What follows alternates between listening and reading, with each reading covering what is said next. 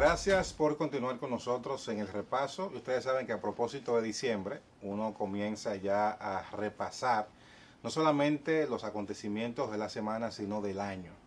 Y hay una parte importante de la vida de toda nación que es la justicia, el sistema judicial. Y para comenzar a repasar cómo hemos pasado este año 2022 en esa área, nos acompaña el doctor Valentín Medrano, un reconocido jurista, a quien le damos la bienvenida al repaso, la primera vez que nos acompaña, y ojalá que esa visita sea mucho más frecuente con el paso del tiempo. Así que bienvenido, doctor. Sí, muchísimas gracias, Maxi, muchísimas gracias, Israel. Para mí es un honor estar aquí y quiero que sepa que te agradezco, no solamente por la invitación, sino por haber nombrado este programa con ese epígrafe tan interesante, que a nosotros nos significa mucho, a lo que vivimos una época anterior a esta época digital.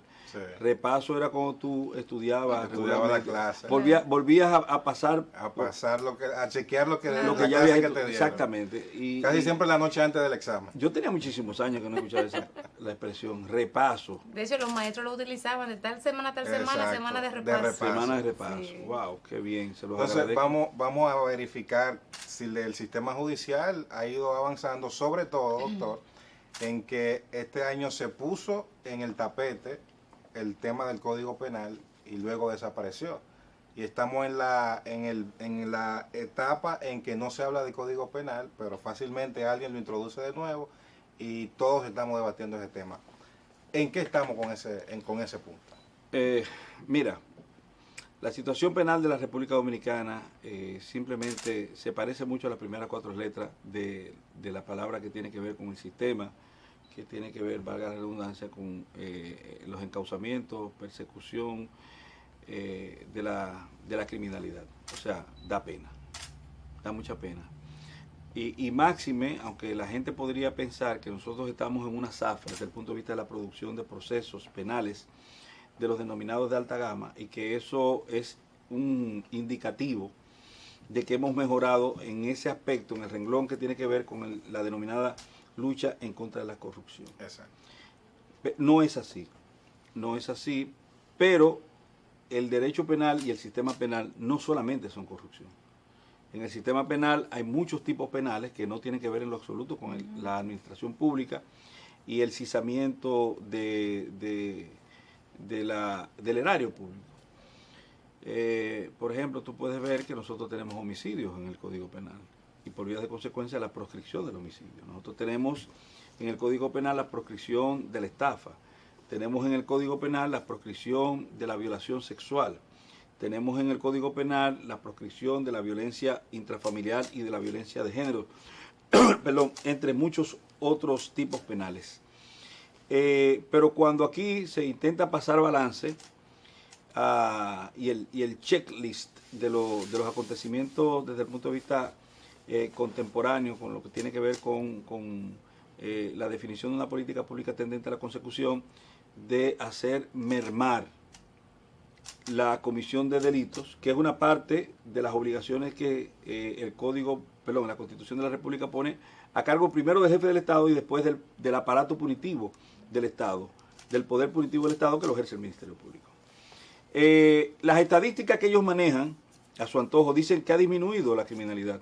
Yo a ustedes que son periodistas avesados, inteligentes y de la calle, investigadores por obligación, yo le preguntaría, ¿usted está de acuerdo con que eso es así? Bueno, la percepción dice que no. Y entonces ellos dicen que es un asunto de percepción. Lo reducen a esa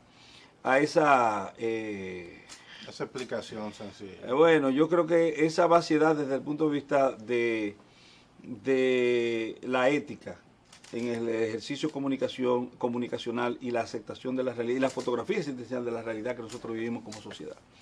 Porque no es verdad que usted le va a decir a una madre a la que le mataron su hijo, a una señora que fue violada, a una niña que fue afectada, a una pareja que vivió los embates del feminicidio o de la violencia intrafamiliar, usted se lo va a decir, y esas familiares, las víctimas que quedan vivos cuando se ha ocurrido la segregación, la laceración de una vida humana. una vida humana preexistente que ya no lo es. Entonces tú le preguntas y obviamente van a distar muchísimo de las posturas manifiestas por las autoridades. Entonces uno lo ve como una engañifa, como una actividad truculenta, sí, tendente a la consecución de gananciales desde el punto de vista electoral. No, y que también el tema de la criminalidad lleva a que la violencia social aumente, por lo mismo que usted planteaba, que también eso hay que verlo. Ciertamente ha habido un aumento importante de la violencia social aquí en este país, aparte del tema de criminalidad. Nosotros tenemos, por ejemplo, el tema de la inseguridad ciudadana y el tema, bueno, de su contraparte, en términos como de vocablo, la seguridad ciudadana implica más que simplemente la violencia que nosotros vemos en la calle. Incluso el robo que se da de estos ¿cómo se llaman los retrovisores? Bueno, no, yo me refería a lo que tapan los hoyos ahí en la carretera. Sí, las alcantarillas. El robo de la alcantarilla. Sí.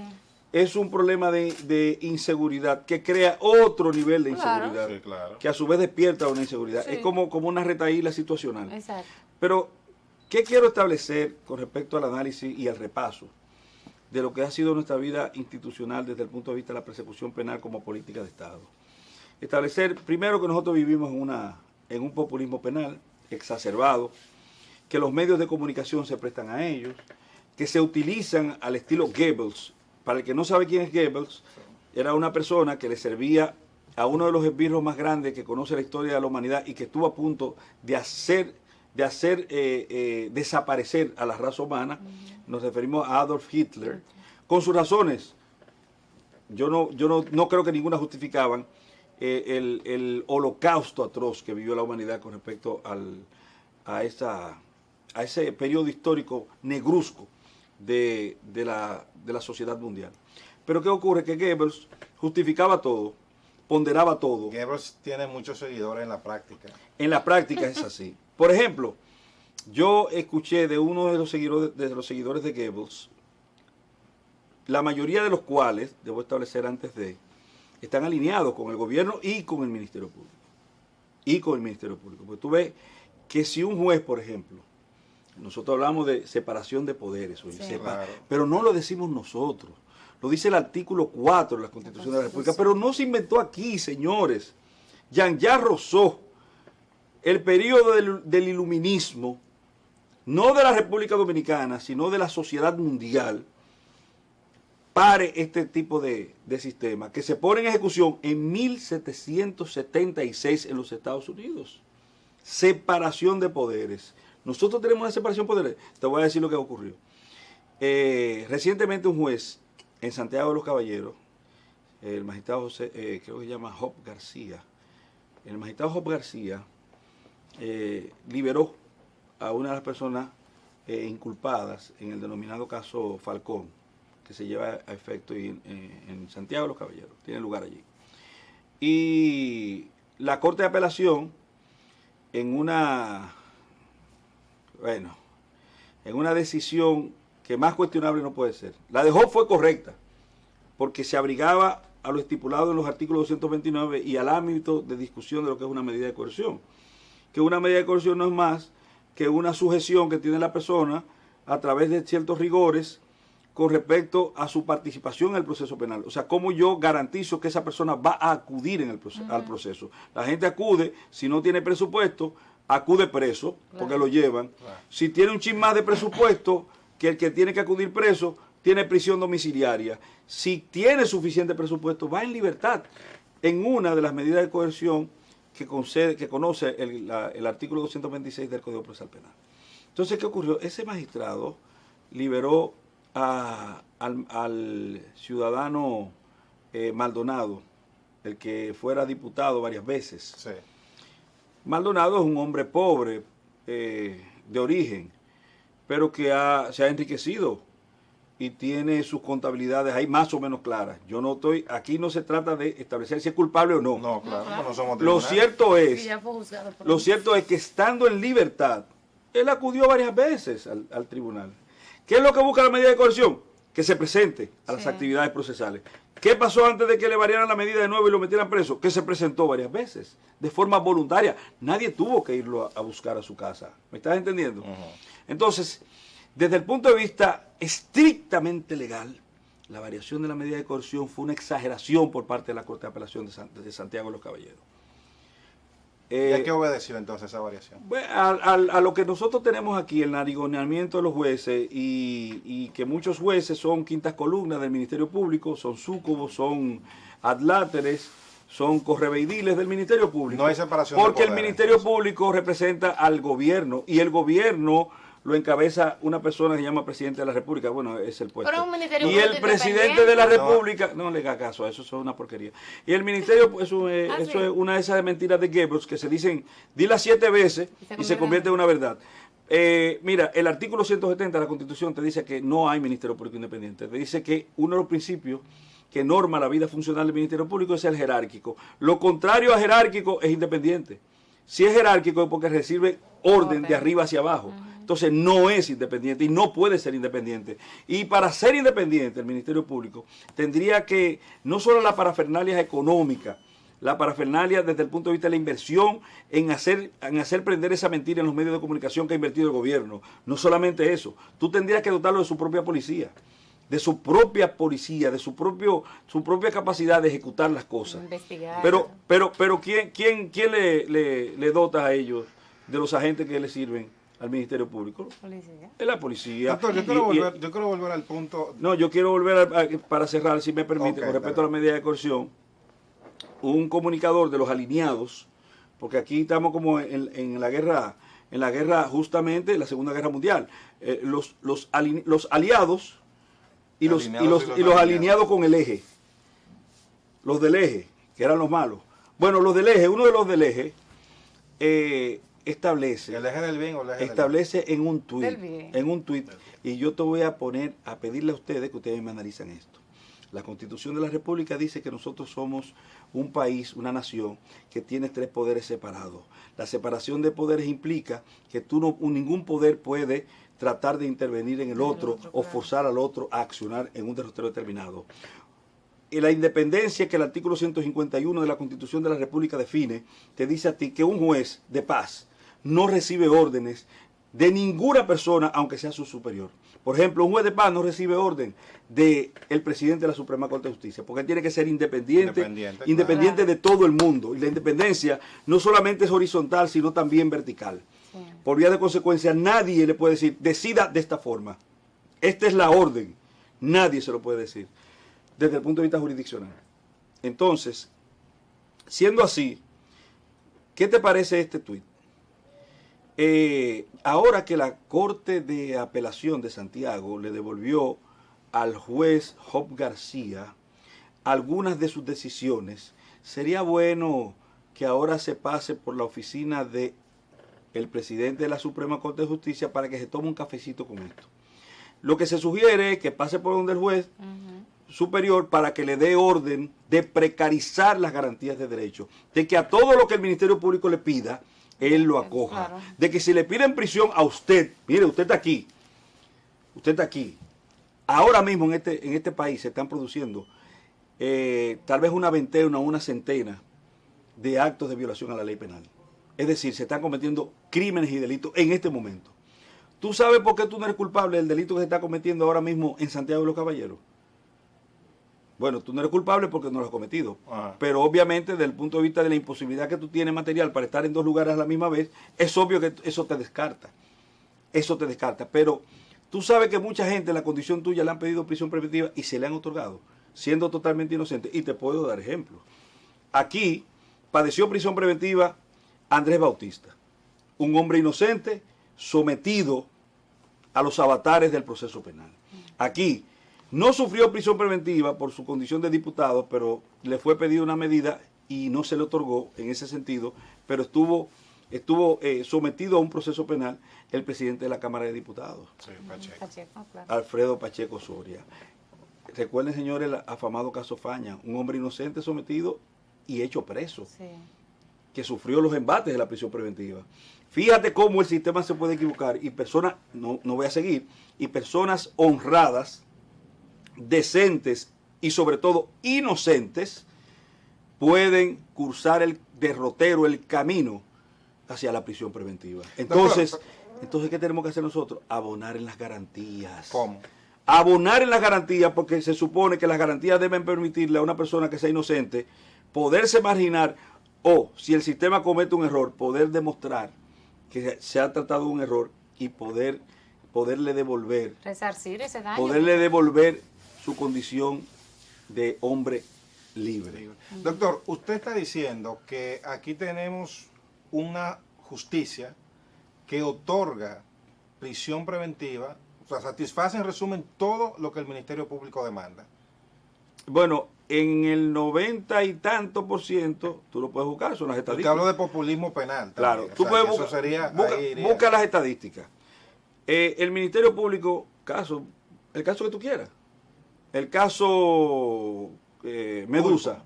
Pulpo, vamos con Pulpo. El caso Pulpo. El Ministerio Público pidió prisión preventiva para una cantidad de personas y a otros le pidió prisión domiciliaria y a otros le pidió, por ejemplo, una garantía. ¿Qué se otorgó? Exactamente lo que pidió el Ministerio Público. Ahí es el 100%. Búscate otro. Otro, cualquiera, el que tú quieras. Medusa. El Ministerio Público pidió prisión preventiva para una cantidad de personas. Pidió arresto domiciliario para una cantidad de personas. Y solo uno obtuvo una garantía económica, que fue el famoso encargado de asuntos, el asesor. Y no será un Ministerio Público que está haciendo su trabajo. Pero ¿y cómo va a ser? Claro, bien documentado con lo que se necesita. Bueno, pues, las pruebas necesarias. Es que, óyeme. Yo veo unos camiones eso llevan... es un disparate. Escúchame, no lo que tú dices, sino que pensar así. Te voy a decir por qué. Y yo sé que tú lo dices tratando de someterme a mí. ¿Cómo dice? No, doctor, no. Presionando, no presionándome, no, sí, como decimos en el... Lo que pasa es que yo no soy abogado, entonces yo veo que siempre llevan unos papeles. No, pero mira. Yo que estoy cubriendo mi asunto y digo, bueno, yo te lo voy a poner muy suave, eso, sencillo.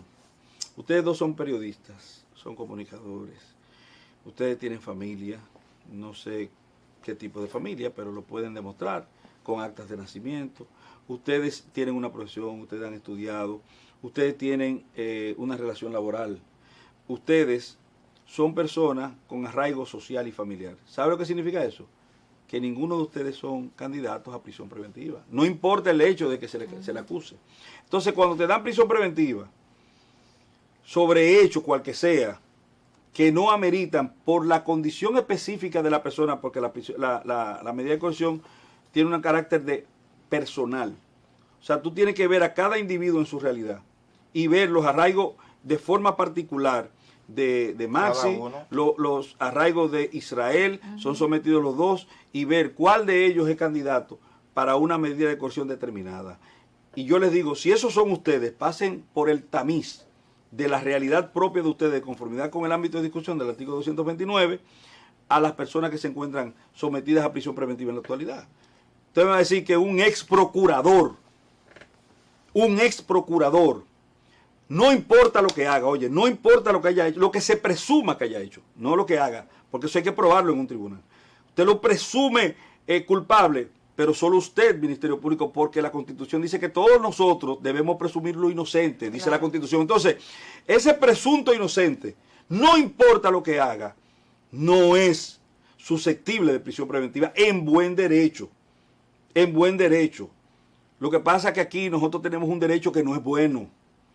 No es bueno. ¿Por qué? Porque ese se ceba, a veces abre los ojos, a veces los cierra, dependiendo de ciertas situaciones, pero la realidad es que nosotros no tenemos un sistema que se aplique al dedillo, que se aplique de conformidad con las garantías penales sustantivas insertas en la Constitución. ¿Qué van a pasar con esos casos de alta gama que tenemos en la justicia ahora mismo y que uno, como dijo Israel ahorita, ve esa cantidad enorme de pruebas que son supuestamente casos blindados, irrefutables? A su juicio y de acuerdo a lo que estamos viendo, ¿qué podría pasar con estos casos? Porque incluso hay plazos que se están venciendo. Yo te voy a hacer una pregunta para responder a tu pregunta, pero también le adicionaré algo. Si el presidente de la República fuera el fiscal, el actual candidato del PLD fuera el acusado, Abel Martínez, y el juez fuera el actual ministro de la Presidencia y presidente del PRM, ¿cómo se llama? Paliza. Ministro José Ignacio administrativo, Paliza. José Ignacio Paliza. Administrativo, ¿verdad? Ok, el ministro José Ignacio Paliza. Y el presidente pide prisión preventiva a Paliza. ¿Qué tú crees que le va a dar Paliza? Bueno, No, dígame usted la verdad, con honestidad. ¿Qué usted cree que va a pasar? Dígame con honestidad, tranquilo. no, está condenado el hombre. Está condenado, ¿verdad que sí? Entonces, si tú estás persiguiendo a los jueces para que los jueces se alineen, ¿qué va a pasar con los casos? En derecho lo van a perder. Ahora, en decisiones, que es otra cosa, en decisiones ellos pueden conseguir jueces que se alineen igual. Hoy no le dieron prisión preventiva a gente que no califica para prisión preventiva. Lo que pasa es que aquí nadie dice eso. O sea, aquí nadie dice eso. Y cuando alguien lo dice, creen que tiene un interés marcado. Doctor, pero ya con esta pregunta finalizo, porque el tiempo se nos terminó. Pero A ustedes, a los mí no, jueces- a mí apenas comienza. Los jueces tienen una asociación, los procuradores también. ¿Por qué los jueces en su asociación no dicen, bueno, estamos siendo presionados, la prensa, los Yo he fiscales? dicho de forma reiterada, el peor enemigo de un juez es otro juez. Si los jueces fueran realmente responsables y quisieran al juez, al otro juez como su hermano, claro, entendiendo lo siguiente, recuérdese, que cada juez es independiente de otro juez. Pero vamos a suponer que el juez por lo menos, anteponga a su colega al momento de decidir y apreciar entonces en inexacto el acontecimiento jurídico que le es sometido. ¿Tú crees que a un juez ciego de Santiago que varió una medida atendiendo a los presupuestos que son más que suficientes, que todo el mundo sabe que no cogió un peso, que lo hizo de conformidad con el ámbito de discusión de los artículos 229 y 226 del Código Procesal Penal, la Corte le podía variar esa medida de coerción? No, lo hizo para joderlo, lo hizo para dañarlo, porque ellos no tomaron en cuenta nada de eso, porque son inhumanos, señor. Estamos hablando de personas que son capaces de quitarse la vestidura de humanidad para constituirse en un elemento partícipe de la nauseabunda intención de dañar penalmente a las personas en la República Dominicana. Bueno, Después de enero, en enero. en enero tiene que volver. En Bueno, mucho el tiempo. 7 de enero, el día del Poder Judicial. Ah, bueno. Vamos a ver si logramos coincidir con el doctor para esa fecha otra vez. No sale más el asunto. Gracias por habernos acompañado, doctor. Gracias por haber estado por aquí. Tenemos ya la cita para el próximo mes de enero y ustedes no se muevan que todavía queda más del repaso.